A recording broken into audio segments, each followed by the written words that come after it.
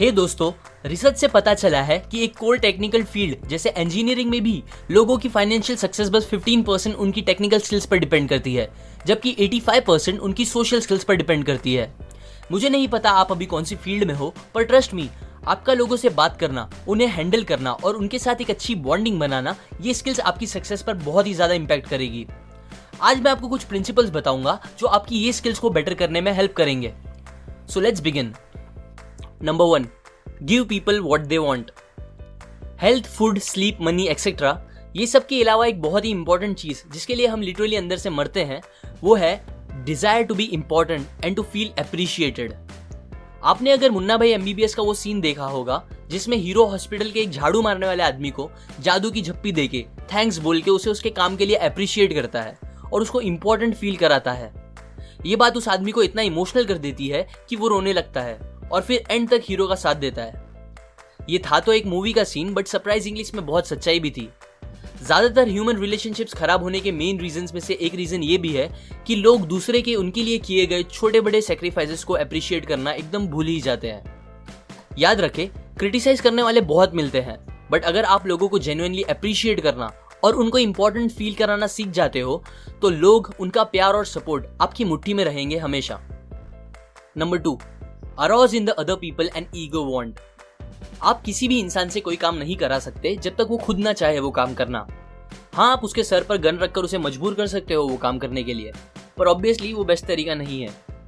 Dale Carnegie ने New York के एक होटल में सोशल स्किल्स के ऊपर सीरीज ऑफ लेक्चर रखे थे। एक दिन उन्हें सडनली न्यूज मिली कि मैनेजर ने उनका रेंट 3 टाइम्स बढ़ा दिया है। जब ये न्यूज मिली तब तक कार्नेगी ने ऑलरेडी सारे टिकट्स बेच दिए थे। नेचुरली उन्हें तब उतना रेंट नहीं देना था, पर ये तो वो था जो कार्नेगी चाहते थे, ना कि मैनेजर। वो दूसरे दिन मैनेजर से मिलने गए और कहा, मुझे काफी शॉक लगा जब आपका लेटर मैंने पढ़ा, और मैं आपको ब्लेम भी नहीं कर रहा। आपका काम है होटल को मैक्सिमम प्रॉफिट दिलाना, और अगर आप वो नहीं कर रहे अच्छे से तो आपको निकाल ही देना चाहिए। मैं भी शायद यही करता अगर आपकी जगह होता। पर अभी के लिए चलो एक पेपर पे लिख देते हैं आपके रेंट बढ़ाने के क्या क्या फायदे और नुकसान होंगे। उन्होंने पेपर पे लिखना स्टार्ट किया। फायदा ये होगा कि आपका बॉलरूम फ्री हो जाएगा, जिसे आप डांस और कन्वेंशंस के लिए दे पाओगे, जिससे आपको ज्यादा प्रॉफिट होगा।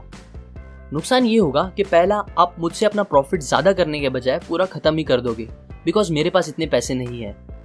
मुझे मजबूरन कोई और होटल देखना पड़ेगा। दूसरा, मेरे लेक्चर्स में मोस्टली पढ़े लिखे और हाई क्लास के लोग आते हैं, जिससे आपके होटल का अच्छा खासा एडवर्टाइज हो जाता है। अगर आप $5000 की एडवर्टाइज कराओगे तो भी इतने लोग नहीं आएंगे होटल में जितने मेरे लेक्चर्स की वजह से आ जाते हैं।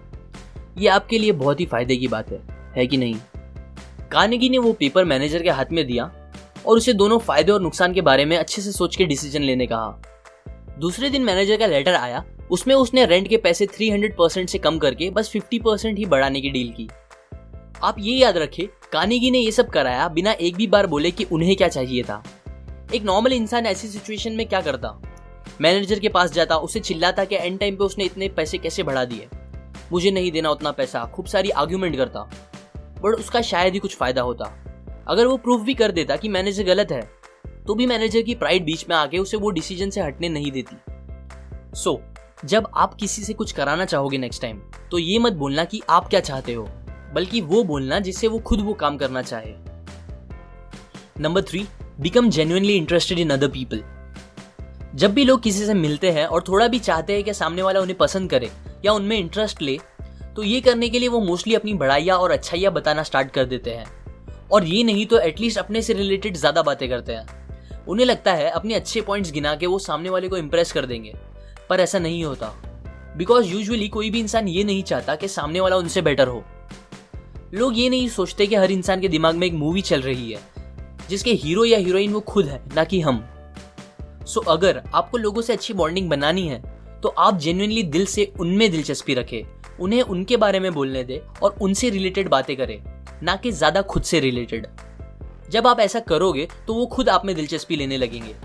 एक अच्छी कन्वर्सेशन यूजुअली उसे बोलते हैं जिसमें आप बस 25% बात कर रहे और 75% सामने वाले को बोलने दें। आपको पता है डॉग्स इंसान के इतने अच्छे दोस्त क्यों हैं? क्योंकि वो जेन्युइनली अपने मालिक या दोस्त में इंटरेस्ट रखते हैं, उन्हें प्यार करते हैं और रिटर्न में कुछ मांगते भी नहीं। हमेशा उन्हें देखकर इतना खुश होते हैं जितना कोई इंसान रेयरली कभी दूसरे इंसान को देख के होता है। इस बुक में ऑथर का मुझे एक कोट बहुत पसंद आया, जो कि ये है, You can make more friends in 2 months by becoming interested in other people than you can in 2 years by trying to get other people interested in you. ये सारे प्रिंसिपल्स मैंने डेल कार्नेगी की book how to win friends and influence people में से सीखी है। अगर आपको ये प्रिंसिपल्स काम के लगे तो लाइक और कमेंट करें, शेयर करें ताकि ज्यादा लोग ये बातें सीख के अपनी और दूसरों की लाइफ बेटर कर सके, और सब्सक्राइब करें। मैं और ऐसे प्रिंसिपल्स आपके साथ शेयर करूंगा। And finally, thanks for watching.